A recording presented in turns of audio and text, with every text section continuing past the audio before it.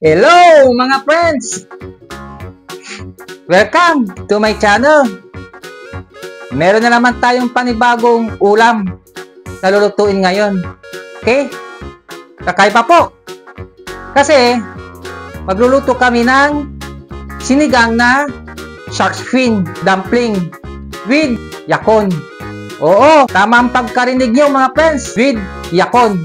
Ano ba yung yakon na sinasabi nila? Bari malalaman nyo po yung yakon na sinasabi ko mamaya. Okay? Bago tayo magluto, ay ipapakita ko muna sa inyo, siyempre, yung mga ingredients. Okay? O mga friends, ito yung mga ingredients na gagamitin natin. Meron tayo ditong konting asin, konting pinong paminta,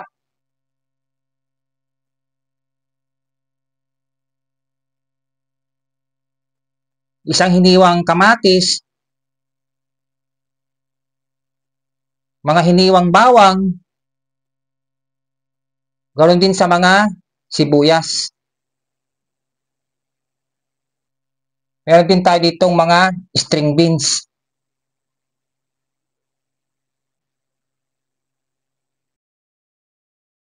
Isa sa mga main ingredients natin ay ito, mga yakon.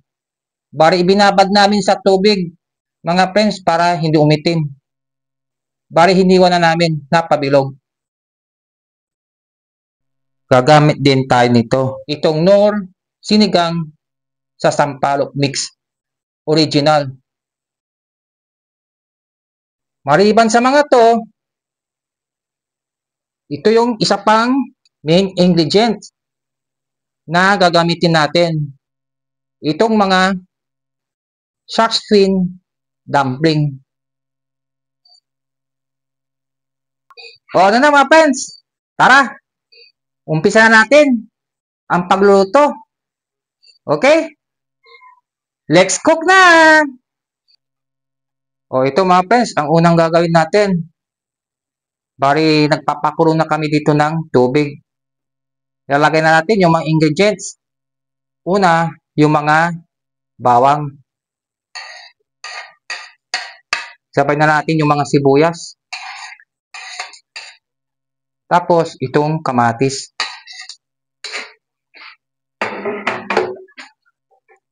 Sabay na rin natin itong mga pinong paminta. Tapos, konting asin. Haluin muna natin mga friends.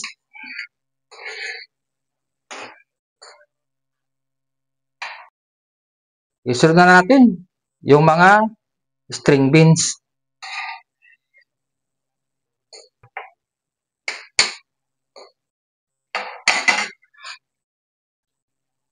Dagdag na natin yung mga yakon.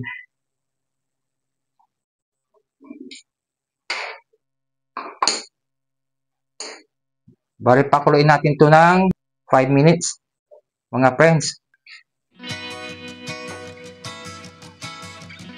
Siya nga pala mga friends, yung mga baguhan na viewers ng aming mga vlogs, ay huwag nyo namang kalimutang paki-like at paki-subscribe itong aming channel. Paki-share nyo na rin po. Pwede din po kayong mag-comment. At huwag nyo kalimutang paki-hit yung notification bell para updated kayo sa parating pa naming mga panibagong vlogs. Okay? Tara, tuloy tayo sa ating niluluto na kakaibang sinigang. Okay?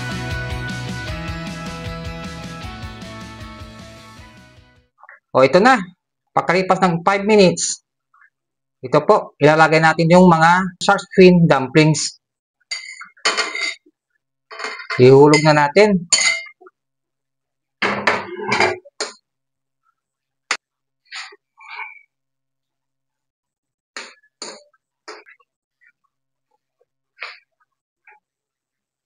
Bari hayaan natin to na 6 minutes para maluto yung mga nilagay nating mga shark fin dumplings.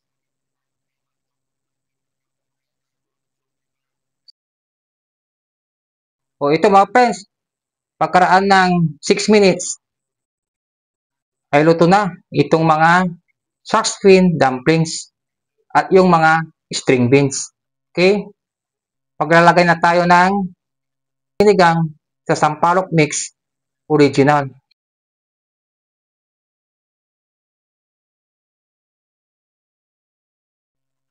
Yan. Haluin natin para manuot yung lasa, yung mga ingredients na inilagay natin. Okay? Tikman ko kung tama ang pagkaasim niya.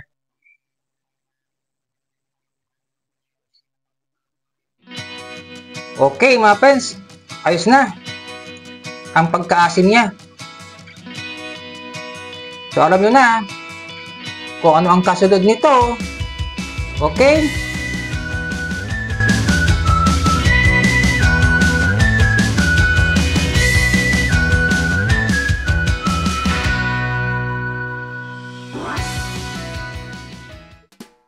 Oh mga friends, narito na yung niluto namin na kakaibang sinigang. Sinigang na shark fin dumplings with yakon. Okay? O na mga friends, tikman na natin. Okay?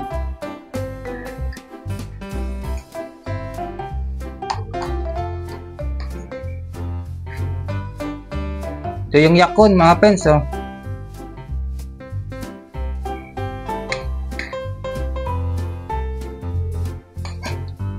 Lagyan natin ng string beans.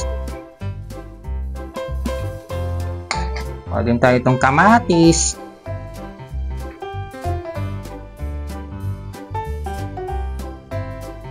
Kuha tayong sabaw. Kanina mga friends, medyo marami ang sabaw dito. Kaya lang, inabsorb nung mga shark fin dumpling.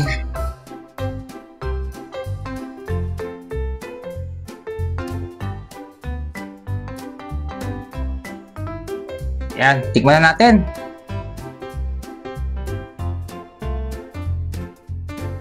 So, meron ko itong kanin. So nga pala mga friends, bago ko pala kainin to, mayroon ko ipapakita sa inyo. Saglit lang. Ito yung itsura nung sinasabi kong yakon mga friends. Ito po. Kung tingnan mo, parang kahawig ng kamote. Pero, hindi ito kamote, kundi yakon. Hatiin natin para makita nyo kung anong itsura ng laman. Papakita ko sa inyo. Ito po. Yan po. Ito ang kanyang laman.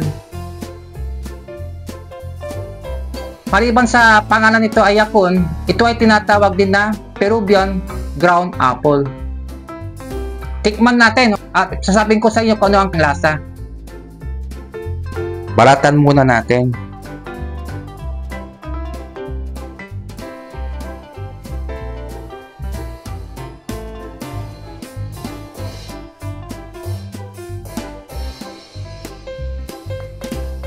Ito po oh. Akala mo kamote. Marami to sa South America mga friends. Bila lang ko kung nakakita nito. Pero ito ay nabili ko doon sa syudad ng Dagupan. Ito po yan sa lalawigan ng Pangasinan. Bali malapit lang po yun dito sa aming bayan ng Mangaldan. Siya nga pala, shout out pala doon sa vendor na napagbilihan ko tong mga yakon. Okay? Shout out sa'yo. Pag inamoy mo, parang amoy ng mansanas, parang ganon.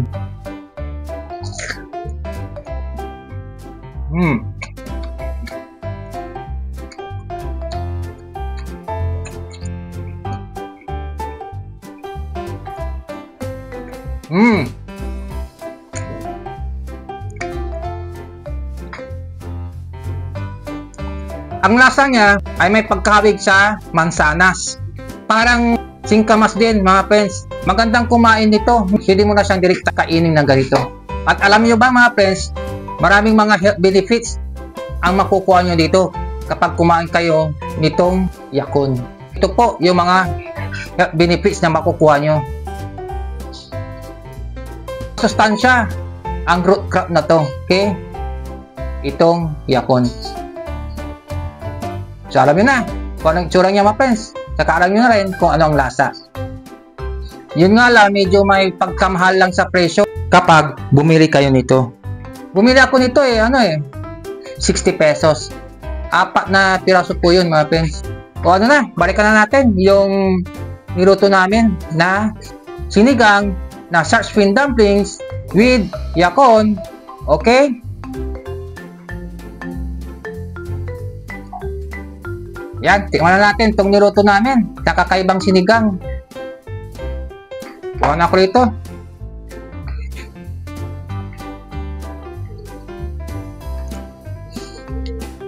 Tikman muna natin tong yakon. Kung pwede siya sa sinigang. Ito po.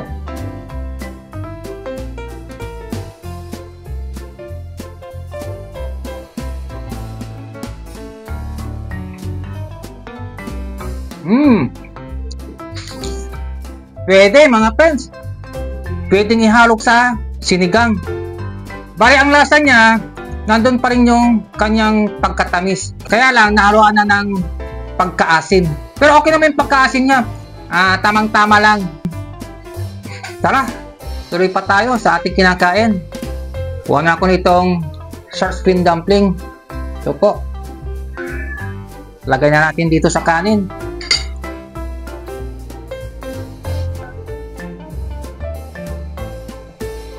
O, ito mga friends, okay? Yan.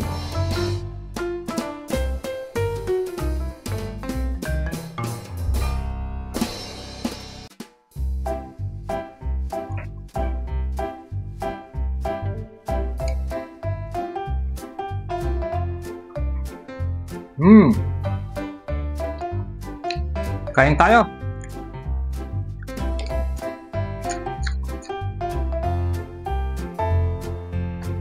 Lagyan natin ng yakon.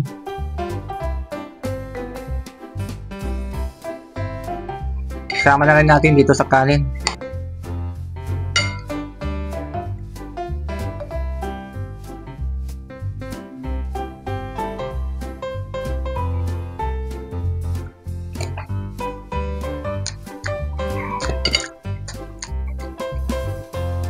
Ayos mga friends.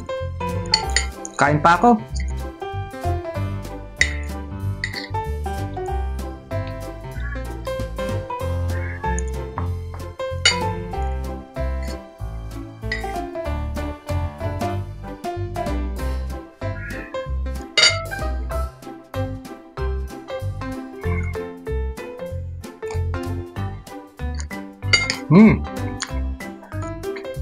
Kanin pa.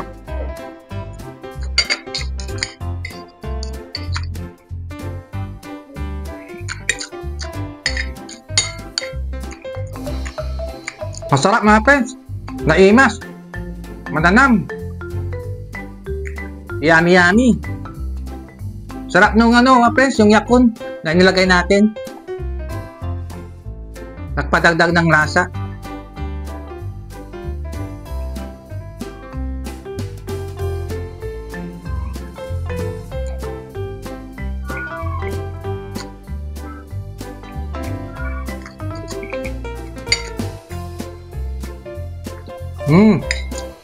Kain pa ako, mga friends. Kuha pa ko nitong shark fin dumpling.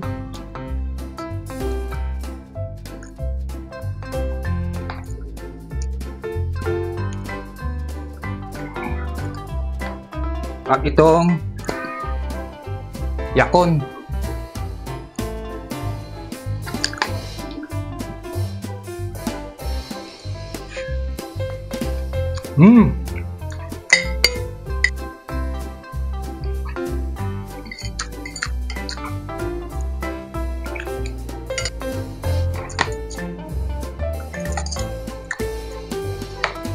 Parang ako na tumigil sa kakakain mga friends.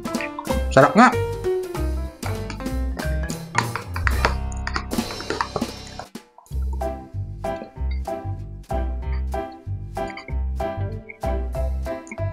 Okay. Teka, inom ako ng tubig mga friends.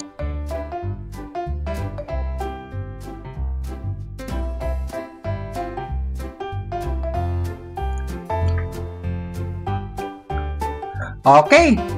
Meron na naman kayong napanood na isa na namang kakaibang ulam. Kakaibang sinigang. Sinigang na shark fin dumplings with yakon. Subukan nyo din magluto dito mga friends. Okay? So hanggang dito na lang ako. Ako ay magpapaalam na. Pero, bago ko tuluyang paalam, gaya ng dati, tandaan nyo, love ko kayo. Hanggang sa muli. Bye-bye. Thanks for watching. God bless po sa inyo.